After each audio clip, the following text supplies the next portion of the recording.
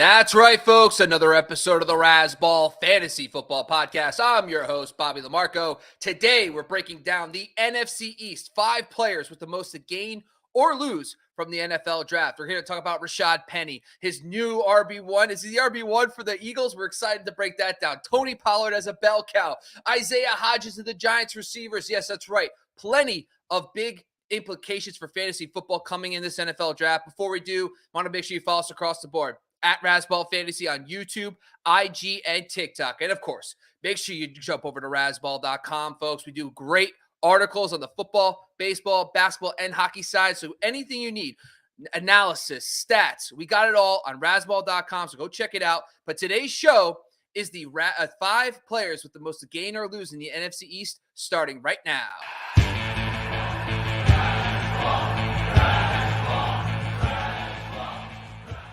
All right, we got a fresh face on board today. I'm really excited to talk about one of our new writers who's also going to be on the podcast now. I'm pretty excited. It's Ben Wasley. You can follow him at Fantasy First Down, no O on Twitter. What's going on, Ben? What's happening? Good to be here. I'm excited, dude. First off, it's always nice to get on board with someone new.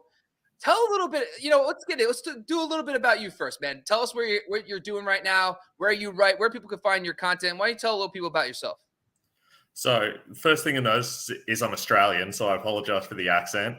But I've been doing American football for years now, over a decade, and got into about 3 or 4 years ago doing a heap of stuff with Fantasy Pros, do a lot of my ranking and mock drafts through there. But I do most of my stuff on Instagram. But you can also find us on Twitter, obviously, at the Fantasy First Down, no O, because apparently that's too long to fit in the Instagram handle. So, in fact, Twitter handle. So we just knocked the O out. But yes, mostly writing articles on Razzball, so you should check those out. And we do a little bit of stuff around the place on Instagram too. A lot of rankings, a lot of mock drafts, things like that. And we answer all your questions on Instagram. That's awesome. And you're buried in the lead. This guy was an absolute dynamo last year on the Fantasy Pros accuracy ranking. So go check him out. Give him a follow. But today we're here to pick his brain about some of the players in the NFC East. A lot of guys who have a lot to gain or lose based on what their teams do in the NFL draft. Let's dive right into it. And 2 of these guys are at the same position for the Dallas Cowboys. It's their tight ends, Jake Ferguson and Peyton Hendershot. Of course, Dalton Schultz left this offseason. They obviously, who's going to step into that role? Tell us why you think they have a lot to gain or lose from the NFL draft. I mean, I think the Cowboys have shown over the years that they can support a good fantasy tight end. We've seen Dalton Schultz, tight end number 4 in 2021. He dropped back to tight end 10 in 2022, but we know that they can do that. And even with Jason Witten for years, they've always supported a good fantasy tight end. And you'd have to think that that trend's going to follow. The issue here is which of these guys takes on that role. Does either of them take on that role? There's a lot of good tight ends in the draft. There's a good half a dozen guys or so that they could easily pick up, even in the 2nd and 3rd rounds, who could take that lead role. So I think we're going to learn a lot in the draft about where they see these 2 guys and also what they plan on doing for the future. If they don't pick up anyone in day 1 or day 2, I really think that one of these guys could become a fantasy relevant tight end, but the question is which one. You'd have to think Jake Ferguson has the advantage. He was drafted in the 4th round. He was really good with Wisconsin. He was a top 2 receiver for them for basically the whole 4 years he was there. But Peyton Hendershot's really good as well. I know he was undrafted, but he was really effective with Indiana. And ultimately, he and Ferguson split snaps when Schultz was out last year. So it's kind of hard to know which of those 2 we should expect to be effective if they don't draft anyone. So I think the draft will tell us what they plan on doing. And after that, it's just going to be about gambling on which receiver you prefer. I like Ferguson better, but it's possible they use Hendershot as a purely 3rd down receiving an option. And if that happens, it kind of takes away the fantasy value for both of them. Yeah, and we kind of saw, well, first off, the market's saying the same thing. Current ADP right now, very early on NFC. Tight end 28 is Jake Ferguson. Tight end 62 is Peyton Hendershot. So it's not even close. And if you look at their actual stat lines, the 2 games without Dalton Schultz, 5 for 65 for Hendershot, 6 for 53 and 1 for Ferguson. So Ferguson got the touchdown, but very close in stats. The other thing is Brian Schottenheimer, the new OC for the Dallas Cowboys. Of course, this is going to be Mike McCarthy's offense, but his imprint as well. In 12 seasons as an OC, 4 top 15 tight end finishes and 2 in the top 12. So it is possible that this offense can produce a tight end one for fantasy. Let's jump down to number 4. This one's Logan Thomas. And I feel like I've only gotten one deep sleeper right in my lifetime, and this was Logan Thomas in like 3 years ago. So I have like a very soft spot for this guy. But let's talk quickly about Logan Thomas' situation, how it's starting to change. Number 1, Eric Bieniemy is now the offensive coordinator. Do I have to tell you about this guy named Travis Kelce? Probably not.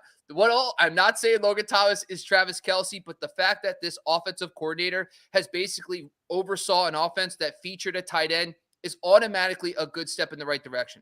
The next thing, though, is the quarterback situation. It's Jacoby Brissett, Sam Howell. We're not 100% sure who wins that battle, if they even try to go get a quarterback in the draft. But Jacoby Brissett, in my opinion, if he does win the job, last season in his starts, David Njoku was a tight end 8. In 2017 with the Colts, Jack Doyle, tight end 6. Mike Gesicki averaged double-digit fantasy points with the Dolphins with Jacoby Brissett just a few years ago. So there's clearly a link to Jacoby Brissett and producing some solid tight ends. So if he does win out, I do like that as well. Sam Howell, couldn't even tell you. I tried looking at North Carolina stats. I tried to find something, and I couldn't. So if Sam Howell wins, we'll all be in the dark. But the offensive line also a key component for this for him because he won't have to stay in block as much. They got Andrew Wiley from the Chiefs coming over, the right tackle, so that's good as well. But the target competition is tough, right? You got Terry McLaurin, Jahan Dotson, Curtis Samuel, so I understand that. But it's a lot more likely an every down tight end like Logan Thomas is going to produce than a third receiver. And why do I think he's going to be an every down tight end? Well, in 2020, he was the tight end 4 in fantasy. In 2021, the first 3 weeks of the season, he played 100% of the snaps, and then he got hurt. And that season is the season where he got hurt, came back, and then tore his ACL. Okay. Last season, he was playing, coming back from injury. I wasn't expecting much from him. He was current today. He's going tight end 66. He's a complete afterthought. Now, 2 years removed from that ACL, I'm expecting something, really much better season. But also, he had an out in his contract this year, and they didn't take it. So they kept him on board, which I like overall. But any thoughts about Logan Thomas before we move on? Yeah, look, you're right about that out. They could have saved $5.5 million if they'd released him during the offseason. They chose not to. So that tells you that he's in their plans because they've got guys like John Bates, who's fine. I don't mind John Bates, but clearly Logan Thomas is the guy. The question is what the guy looks like for them now. A couple of years ago, as you said, 100% of snaps. Last year, it was only 70% of snaps, even when he was the main guy. But the thing we noticed when he was having good games and when he was healthy, which wasn't much last year with that calf injury and rib injury, he's running over 30 snaps a game, 30 routes a game. And that's really important, or as you call it, routes a game. And that's really important for tight ends. You really don't care how often they're on the field. You care how often they're having the opportunity to receive a catch. And that's happening over 30 times a game. And that's a pretty good marker for a fantasy tight end. So if everything goes well and he can keep going 32, 33 routes a game, he's going to be a fantasy option. So hopefully they don't pick up anyone in the draft. Hopefully he's on the field as much as possible. And then I could see him being that breakout guy again. The only problem, he is 32. But you know who else is 32? Travis Kelce. And he's the number 1 tight end in fantasy. So all I heard was that he's the next Travis Kelce. Let's move on to number 3. All right, number 3 is Rashad Penny, and obviously, if you've listened to this show a few times, Rashad Penny is one of my favorite landing spots of all this offseason. Now he's with the Philadelphia Eagles. You got Kenny Gainwell there. So why do you think Rashad Penny is the most to gain or lose from the NFL draft? I think that with Rashaad Penny, it's all about where the Eagles see him, and I think the draft is going to tell us exactly what they think of him. If they come out of the draft without a top back, then I think they see Rashaad Penny as their early down guy. He's not going to be a third down guy. That's not his job. That's not his role. That's Kenny Gainwell. We know that. And they might even pick up someone to be an extra third down back. But he is an early down banger. And you saw how they used Miles Sanders in that role. He could easily be a high RB2 just by getting that first and second downs and working between the 20s. The problem is broken fibula. That's a pretty bad injury. I've had it myself, and it dropped 2 seconds off my 100-meter time when I had it. It makes a big difference to your explosiveness, and it does take a while to recover from. So I'm not confident he's going to be back. They've only given him $1.2 million this year. That's not a big contract. They gave Boston Scott twice the amount, and they barely use him. So it really is a prove-it contract, and how much he gets used is going to be dictated by how healthy he is more than anything else. And I think we're going to find out in the draft, based on whether they pick anyone up in the early rounds, what they think his health status is going to be. If he's healthy, RB2 for sure, assuming they don't pick anyone up. If they pick anyone up early, then you can pretty much guarantee they don't think he's going to be healthy and he's not worth drafting. Yeah, I just think this guy, 5.7 yards per attempt in his career behind a number one offensive line on a team who doesn't need to pass to him, just go run the football. It's just, I'm hoping. It'll be fun to watch, but I'm not holding my breath. I think there's going to be a day 2 running back coming to Philadelphia in the very near future. All right, let's jump down to number 2. It's Isaiah Hodgins. And if you haven't can't tell, I am a Giants fan. So this one is more for me to just make myself feel better about the idea that Darren Waller is like probably going to be our number 1 option. And we have a bunch of slot receivers on our team, and that's really it. And the only guy that's different is Isaiah Hodgins. So if you look at this entire roster, the first thing before I even want to do anything, I ask myself this question: is he actually good? Guy is a former practice squad player, not drafted, goes to Buffalo. Well, the first thing you have to ask yourself, if Brian Daboll didn't think there was something good about this kid, why would he have signed him after he got released by Buffalo? I do like that. That's one of the things I checked off. But then I also wanted to look at some of the player profiler stuff coming out of college. He actually finished his last season at Oregon State, 86 receptions, 1,100 yards, 13 touchdowns, 85th college dominator, 90th percentile college target share. So this guy was a dominator in college. Okay, college is college, but at least he has some stats to back it up. Then reception perception. Matt Harmon did an outlook on him. Shout out to him. He actually wrote in his analysis for Isaiah Hodgins that he's slightly above average against man and slightly below average against zone. Okay, he's okay. He's not horrific. All right, that's fine. So now that I feel like I'm more comfortable that he could be a starter in the NFL, let's take out some stats. Weeks 10 through 17 last year, because he sat week 18. He was the wide receiver 22 in fantasy football. He averaged about 4 receptions, 45 yards, 4 touchdowns during that time frame. Weeks 13 through the playoffs, okay? He was the wide receiver 13 in fantasy football. So basically week 13, I actually included the playoffs for his production. And they went 5 for 51 on average with 3 touchdowns during that time frame. So right there, 5 for 51, 10 PPR fantasy points without touchdowns. Not too bad. Okay. So he's starting to put a little more production out there as well. Now look at why he is a difference maker. Okay. This is the depth chart of the New York Giants. Okay. They got Darren Waller. Great. 6'6". He's had 1 season with more than 3 touchdowns, which is absolutely absurd. I would never have thought that. When I was going into this, I was looking for reasons to like Isaiah Hodgins more. It actually helped me when I was like, oh, wow, 1 season over 3 touchdowns. Then it's Paris Campbell, 6 feet tall. Jamison Crowder, 5'8". Darius Slayton, 6'1". Sterling Shepard, 5'10". Wan'Dale Robinson, 5'8". Okay? Why is that important? Well, Hodgins is 6'4". He's got a catch radius that's like in the 90th percentile. This guy is going to offer them a red zone threat that I think he proved last year with those touchdowns in that short period of time that he can really dominate in the red zone. So I like that. Currently going 240th overall, wide receiver 84. So the only thing I found that was a little bit of downside was his contract, $870K.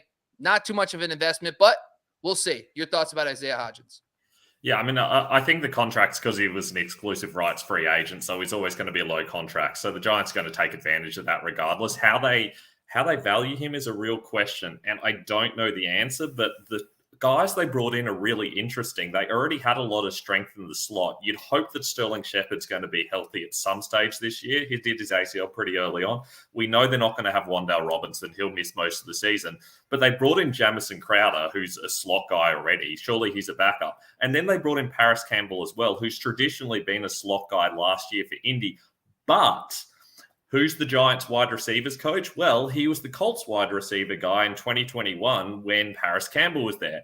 And when Paris Campbell was there, specifically in 2021, he played 90% of his snaps on the outside. We see him as a slot receiver, but in 2021, he wasn't a slot receiver. He was an outside guy. And he's coming to the Giants with the same coach. It's entirely possible that Paris Campbell, they gave him a $5 million contract. Could he be the other outside guy opposite Darius Slayton? I mean, Slayton's locked in. They've given him quite a bit of money. So he's definitely going to be a starting guy this year. Is it Campbell? Is it Hodgins? Is it a little bit of both? I really liked Hodgins out of college, but realistically, he was behind Marcus Johnson and Kenny Golladay for big parts of last year. He did break out, but is he really the guy they need if they're going to be a Super Bowl contender? I feel like it might be Paris Campbell. So we'll have to see what happens and how they use Campbell in the preseason. I think that's going to teach us a lot, but hopefully they come out of the draft without a big outside receiver. I don't think there's many good options there. It's a pretty weak receiver class, especially for outside guys. So if that's the case, then I feel like that's a positive side for Hodgins, but he still needs to fight off Paris Campbell. All right. Well, you got me a little excited at the beginning, and then at the end, I'm not as excited. So we're going to move Rip on. it away. Rip it right off there. All right. Number 1, Tony Pollard, Dallas Cowboys. Knock on wood, future bell cow. They release Zeke. They bring in Ronald Jones. Why does Tony Pollard, in your opinion, have the most win or lose from the NFL draft? I'm really nervous about Tony Pollard. I can see this going a lot of different ways. I've seen a lot of people ranking him as a round 1 guy in fantasy drafts, and that's insane to me. He just doesn't seem like a true bell cow back. He's not that big. He never works on early downs. He's never been on the field on 4th down. He very rarely goes on the field in 3rd and long. On 2nd and long, 2nd and short, I should say, he averages under 2.3 yards a carry. That's 2nd and 1, 2nd and 2, 2nd and 3, 2nd and 4, 2nd and 5, 2nd and 6. That's a lot of the time, and he's only averaging 2 yards a carry. He really struggles with that sort of situation. They've always used Zeke. Now they don't have Zeke. Are they really going to hand those sorts of snaps over to Tony Pollard? I don't really think they will. I think they go into the draft and they go, wow, this is a pretty deep running back class. There's a lot of big backs. They could take Kendre Miller. They can take Zach Evans. They can take Kenny McIntosh. There's a whole heap of like day 2, day 3 guys who are big backs who can take a lot of that workload, do a lot of the stuff in the red zone. He only had 1 red zone touchdown last year. And I know they have Zeke and they're going to use him there, but they're intentionally taking Tony Pollard off the field in those situations. And when they're not, he's not very effective. He's just not that sort of back. He's explosive. He's really good on 1st and long, 2nd and long. He can rip off big chunk plays, but he's not going to grind it out between the 20s. He's just not that sort of back. So I feel like they need to bring someone else in. If they don't, however, I mean, is it really going to be Ronald Jones? I don't think anyone believes that Ronald Jones is going to be getting a significant amount of snaps. So if they don't bring in a big back, that's pretty good news for Tony Pollard. And you've got to hope they don't bring in a 3rd down back like a Devin Achane, that kind of guy. Assuming they don't bring in someone like that, then Tony Pollard could really be a top 5 back. I wouldn't be drafting him anywhere near the 1st round of my fantasy draft. So it's just too risky. I just don't think that he's the type of player who can handle that heavy workload. Not that he'll get injured. He's just not very effective. The other interesting thing is that his yards per carry take a massive nosedive when the team is losing. He averages 6 yards a carry when they're winning. When they're losing, he averages 3 yards a carry. So you've really got to hope the Cowboys are good this year, or you're not going to get that much out of Tony Pollard. He's going to be getting you 60 yards a game, no touchdowns, and that kind of sucks for your 1st round draft pick. Well, the good news is he's going 30th overall right now in early NFC. So the 1st round talk is a little aggressive. So 2-3 turn is probably more realistic for him. Now, I think the biggest takeaway from out of the draft is going to be, is he going to be the unquestioned 1A at least? Is he at least going to be the top option versus if they go and get a 2nd round running back, or even, I'm not saying they'll do a 1st round running back. That'd be insane. But this is the team that took Zeke like 4th overall. So in theory, it could happen again. But I just think that I would like to see, I said this stat a couple weeks ago, but I'll say it again. In 14 career games where he saw at least 15 or more touches, he averages 19 PPR points per game. That would have tied Derrick Henry last year as the RB4. So there's that upside. If he's getting close to 15 touches a game, I think that there's a lot of optimism that this guy could return value as a 2-3 turn, but that doesn't mean there isn't a bunch of risk, because a 1st round pick, especially if they take a running back early, could be dire. All right, finally, that's it, folks. That's the 5 players with the most to gain or lose from the NFL draft for the NFC East. Leave a comment. Let us know your thoughts. Did we miss anybody? Should we have talked a little bit more about Jacoby Brissett, because who doesn't love him? Should the Dak Prescott, is Brandon Cooks versus Michael Gallup? Is that a huge one going into this offseason? Let us know. Leave a comment. And, of course, make sure you follow us across the board at Razzball Fantasy on YouTube, IG, and TikTok. Before we close the show, Ben, tell the people where they can find your content and what you got upcoming next. Check us out on Twitter at Fantasy First Down, no O. Instagram, I answer all your questions on Instagram. It's at the Fantasy First Down on Instagram. Or you can check out our website, ffdfantasyfootball.com. Got a heap of articles coming out focusing on mock drafts at the moment. Got top 5 in mock draft accuracy a couple of years ago, so I'm hoping to back that up this year. And also bringing out pre-draft fantasy football rankings for anyone who's interested in that sort of stuff as well. Plus, we've also always got dynasty stuff up there. If you want something, we've probably got it. I like it. I love to hear it. Thank you once again. I'm your host, Bobby LaMarco. Thanks for joining us again. We are out of here, folks.